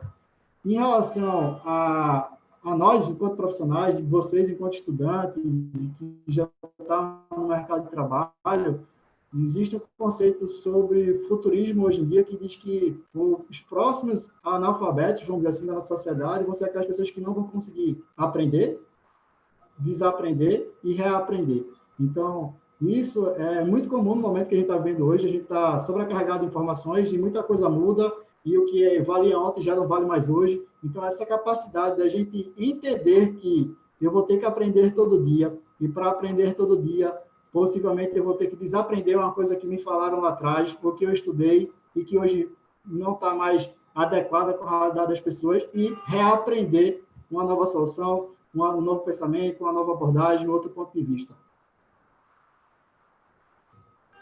Pessoal, aí eu trouxe aqui para fechar casos reais, tá? Eu até mostrei já no início ali algumas coisas em relação a como o design thinking estava sendo aplicado na pandemia, a questão dos restaurantes, parques e tudo mais, mas aqui tem 2 cases reais. Um case tem bem um foco no social, como é que o design thinking foi aplicado, por exemplo, para resolver problemas como fome, e outro case na empresa brasileira, que vocês provavelmente devem conhecer aí, tá? Então, vamos lá. Qual foi o primeiro caso aqui? O primeiro caso aqui está relacionado a um projeto voltado à subnutrição de crianças com menos de 5 anos no Vietnã. Pô, é um problema extremamente sério, né? Um problema relevante e importante para a sociedade. Pô, como é que eu consigo resolver o problema de subnutrição de crianças menores de 5 anos no Vietnã, tá? Aqui vocês estão vendo os resultados, por exemplo, antes da aplicação do Design Thinking, tá? 65% das crianças eram subnutridas e apenas 35% eram nutridas. E após o ciclo de aprendizagem, após a aplicação das ferramentas e abordagens do Design Thinking, esse percentual foi reduzido aí para 20% apenas de crianças que estavam subnutridas. Mas, poxa, que resultado! Tipo, como é que a galera fez isso, né? O que aconteceu? Eles primeiro fizeram a etapa de imersão. Eles foram observar como era o comportamento das pessoas que viviam nessas comunidades, em relação aos valores atípicos, e eles perceberam que as famílias eram muito pobres e que os filhos tinham boa saúde. Na análise que eles fizeram, e eles estavam mapeando isso, eles perceberam que as famílias pobres, eles acrescentavam pequenos camarões, caranguejos, caramujos e dos arrozais em suas refeições. E que eles também faziam diversas pequenas refeições ao longo do dia, ao invés de fazer 2 ou 3 refeições grandes, tá? Então, eles comiam com mais frequência do que mais espaçado. E aí, qual foi a ideia, tá? Eles perceberam que a forma como as pessoas se alimentaram, e aí é uma questão de nutrição, tem alguns grupos aí participando do desafio que estão tentando trabalhar coisas sobre nutrição, e aqui é um case legal para vocês pensarem, que a ideia deles foi justamente criar aulas de cozinha para essas famílias entenderem como eles poderiam produzir novos tipos de alimento ou novas refeições para os filhos, evitando que esses filhos tivessem uma subnutrição. E aí, a reprodução desses hábitos de família a família foram modificando esses comportamentos, tá? E aí, quando eles validaram isso, por exemplo, com a primeira aldeia lá no Vietnã, eles começaram depois a replicar isso em outras aldeias. Então, eles prototiparam em uma aldeia, em um grupo, posso prototipar até em algumas famílias, nesse caso, e depois eu vou validando isso, eu vou expandindo, melhorando, adaptando com o passar do tempo, tá? Então, esse case é um case bem legal, está focado nas ODS aí, que é uma coisa que nossa jornada está também abordando. Para quem não sabe o que ODS são os Objetivos de Desenvolvimento Sustentável da ONU aí, né, para a Agenda 2030. São as coisas que nós, enquanto humanos, habitantes da Terra, precisamos nos preocupar e desenvolver soluções para minimizar esses problemas e para alcançar esses objetivos. No outro nosso exemplo, né, outro case aqui, é o case das Havaianas. Tipo, a Havaianas é uma empresa brasileira, ela faz parte de um grupo chamado Alpargatas, né, que hoje em dia vende outras coisas, mas as Havaianas elas são conhecidas pelas sandálias havaianas. Quem é mais antigo aí, eu acho que na época que as Havaianas estavam crescendo mais no Brasil, usar Havaianas era coisa de pobre, era coisa de gente que não tem dinheiro, era coisa de gente que anda largado. E hoje em dia o conceito da Havaianas está totalmente diferente. Hoje em dia você vê ator, atriz, personalidades usando Havaiana, pessoas de fora do país utilizando Havaianas. E aí esse case ele mostra muito esse processo, tá? Por quê? Porque nas Havaianas, eles perceberam que a sandália era muito utilizada aqui. Eles tinham várias sandálias, mais de 160 mil pares eram vendidos todo ano, e eles chegavam até calçar grande celebridade, mas eles queriam expandir. Eles queriam trabalhar em outros países emergentes, e também trabalhar com outros produtos, tá? E aí, essa busca, no longo do tempo, de ampliar tanto a linha de produção, como também os países que eles queriam atuar, eles começaram a pensar em desenvolver calçados fechados, bolsas, toalhas, chaveiro, e tudo isso relacionado com as Havaianas. Mas o que é que eles analisaram? O que é que eles utilizaram o design thinking aí, tá? Eles foram em países emergentes, como a Austrália, alguns países europeus, e perceber que as pessoas que utilizavam já as Havaianas, quais são os principais valores, quais eram as principais percepções, quais eram os principais feedbacks que essas pessoas tinham em relação ao produto, à marca Havaianas, tá? E aí eles encontraram que, mesmo analisando 7 países diferentes, eles encontraram valores em comum, que era essa leveza, essa suavidade, essa representatividade brasileira. E aí o que foi que eles fizeram? Eles começaram a capturar essa essência do que é que as Havaianas passavam para o público, o que é que o público percebia de valor em relação às Havaianas, através dessas pesquisas de mercado, através dessas entrevistas com os clientes, e aí eles começaram a criar vários protótipos para testar isso. Então, pô, as Havaianas hoje você entra, você compra óculos, você compra bolsa. Isso tudo foi testado e foi exportado para outros países também, com as características dessa essência que a cultura da Havaianas tem, a cultura do brasileiro. E vocês podem perceber, nos últimos anos, isso está cada vez sendo mais explorado até nas propagandas. E é praia, é gente de bermuda, músicas brasileiras, samba. Então, tudo isso é porque a marca, hoje, ela se posiciona como uma marca brasileira. É uma marca que, a partir do design thinking, que conseguiu lançar novos produtos, atuar em novos países, também conseguiu entender a sua essência, o que é que o público entendia como Havaianas, tá? Então, esses exemplos aí foram desenvolvidos pela IDEO, tá? A IDEO, a empresa lá de Tim Brown, de David Kelly, que desenvolveram esses projetos. Isso mostra que o design thinking ele pode ser aplicado a qualquer coisa. Eu posso aplicar isso desde um governo, uma prefeitura, uma empresa de sandália, é uma questão social muito relevante. Então, o design thinking é uma forma de pensar. Se eu pudesse resumir para vocês o que é design thinking, é pensar, olhar o contexto de uma forma diferente, pensar de uma forma diferente e buscar exercer a empatia de se colocar no lugar daquela pessoa na qual eu quero resolver uma situação, criar uma solução para ela, tá? Então, design thinking é desenhar a solução criativa e inovadora, mas, antes de tudo, é entender as pessoas e criar algo das pessoas para as pessoas. E seja para usar produto, seja para uma questão social, seja para uma questão ambiental, independente de qual for a sua aplicabilidade da sua solução, utilize o design thinking para qualquer área que você vai trabalhar, engenharia civil, nutrição, área de saúde, odontologia, engenharia civil, todas essas áreas precisam de pessoas pensantes. Cada vez mais, as empresas e o mercado estão demandando profissionais que tenham essa capacidade de se adaptar, de ser criativo, de liderar, o que a gente chama de soft skills, né? Que são as habilidades mais leves, vamos dizer assim, as habilidades comportamentais e atitudinais. Então, através do Design Thinking, vocês podem começar a explorar isso. A oportunidade que vocês também estão tendo aqui em relação a participar dessa jornada, dessa maratona, ajuda a desenvolver muita coisa. Isso, além de tudo, além de ser uma competição, é uma experiência de você trabalhar em grupo, de você criar algo, de você apresentar, de você produzir, de você interagir, de você aprender. Então, isso aqui é como se fosse uma pílula, um experimento de como é empreender na prática, tá? Então, aproveitem isso que vocês estão vivendo, porque essas experiências são muito boas. Pessoal, é isso aí. Queria saber se vocês gostaram da ideia, se deu para ajudar muito no processo que estão fazendo agora. Acredito que essa palestra ela foi especificamente colocada hoje para ajudar nesse momento, que vocês estão fazendo o Futuro Model Canvas, que vocês estão partindo depois daí para a matriz CSD, e essa hora de vocês tirarem dúvidas aqui, tirarem dúvidas com os mentores nos grupos, com os consultores do Sebrae. Então, todo mundo está aqui para ajudar vocês, tá? Então, é tudo um grande grupo que quer um objetivo comum, que é todo mundo criando soluções inovadoras, criativas, utilizando o design thinking. É isso aí.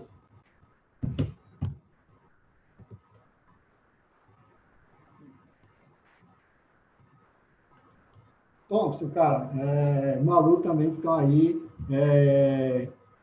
Como é que funciona? Vocês vão resgatar algumas perguntas lá. E esse apoio de vocês.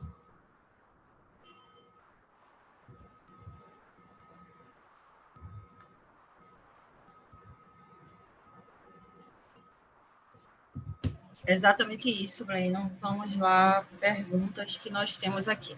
Vou aproveitar para beber água aqui. Vamos lá? O Antônio Henrique Marinho perguntou: fala um pouco sobre EPI. Exemplos de como pode ser melhor, ou se é possível unir APP e API. Ele falou API ou EPI? API. API. Cara, isso.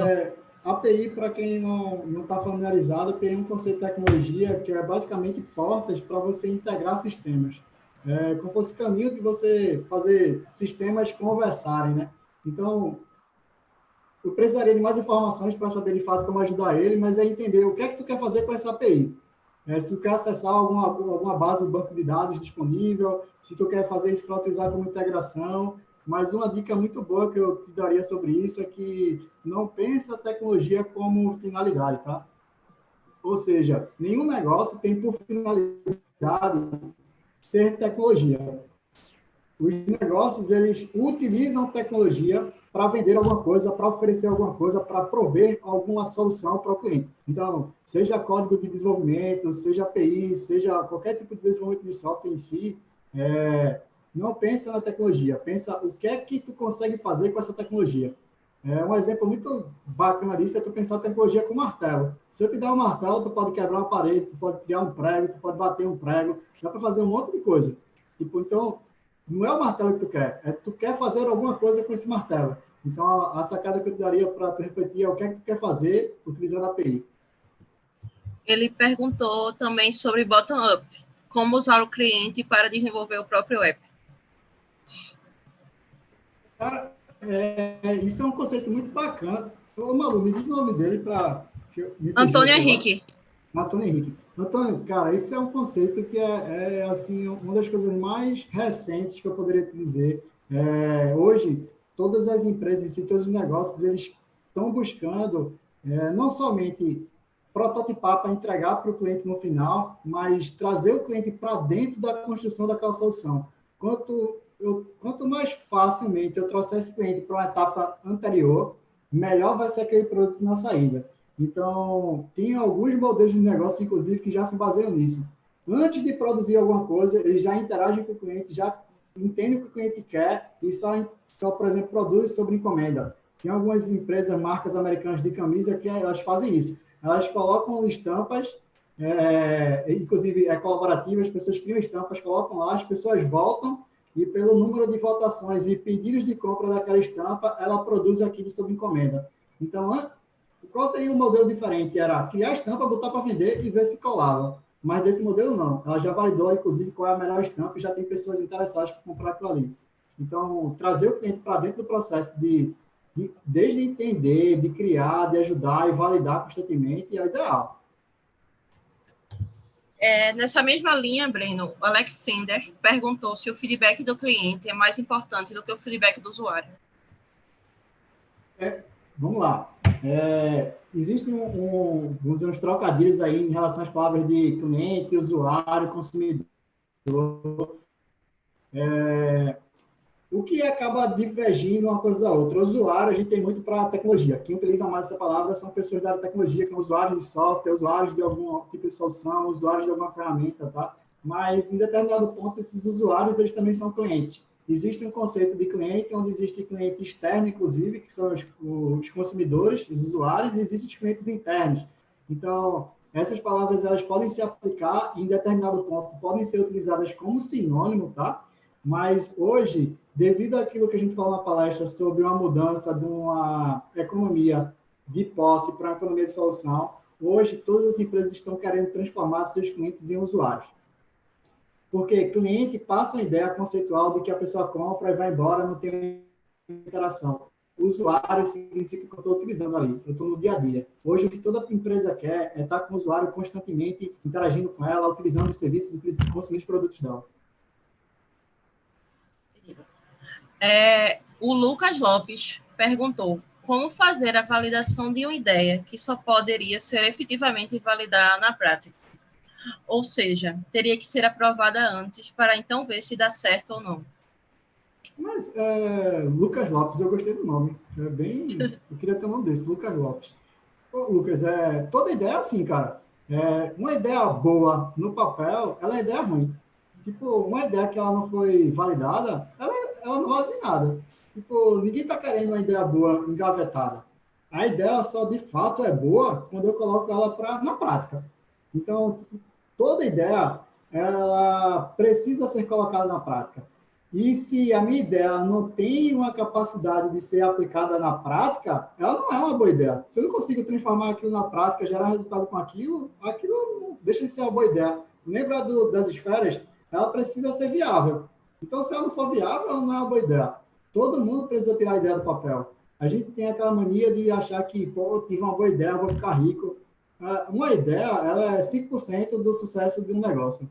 Os outros 95% é esforço, é dia a dia, é suor, é trabalho, é pesquisar, é interagir com o cliente, é entender o cliente, pegar feedback, vender. Então, tipo, ideia é massa, ideia é bom, mas ela não é o todo. A gente precisa muito da parte prática, muito do meio ali do fazer acontecer. A Natália Veloso pergunta: como fazer o protótipo de um aplicativo? Poxa, Malu, antes de responder, sim, eu gostei desse negócio. A Natália Veloso pergunta, me senti entrevistado agora. Como fazer um protótipo de um aplicativo, né? Pô, tem vários sites aí que ajudam a fazer os mockups, lembra? Que são as telas dos aplicativos. Vocês acham fácil, tipo, 5, 7 sites na internet que fazem isso. E aí lá tu consegue montar as telinhas sem precisar ser desenvolvedor. Tu não precisa de ser uma pessoa desenvolvedora, tu vai lá, monta a tela, escolhe a cor, onde é que vai o botão. Então, tipo, tu pode montar as telas nessas soluções que são nos sites, ou tu pode fazer a tela no papel mesmo e mostrar a pessoa. Ou a tela no PowerPoint, ou a tela no Paint, no Word. Tudo são formas de montar as telas. Tipo, montando as telas, criando o protótipo das telas, já é um primeiro passo para o usuário. Dá até para fazer, porque presencial remotamente não é tão legal assim, mas tipo, tu pode criar um papel e a tela do celular e você ir passando como se fossem as telas ali. Mas tem vários sites, tá? Tem inclusive lembrando aqui de cabeça, chama Miro, ou Miro, né? Miro.com, que ele tem a opção de você desenvolver lá. Acho que o outro que é Glind também.com. Só tu botar protótipo de aplicativo, o Google vai chover ali de possibilidade para tu trabalhar.